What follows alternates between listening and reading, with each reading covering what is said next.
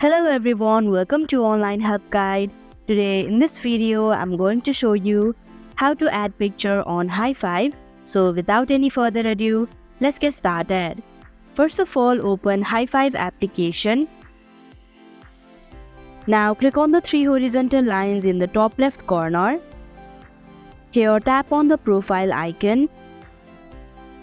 And here you can see the upload photos option. Tap on it. In order to upload photos, you'll have to allow hi5 to access photos and media on your device. So tap on Allow option. Here select a photo. Then tap on Upload option in the top right corner. Now before uploading this picture, you can add something about it. Then click on the Upload option in the top right corner. So that is how you can add picture on hi5 application. Thank you for watching Online Help Guide. Hope this video was helpful.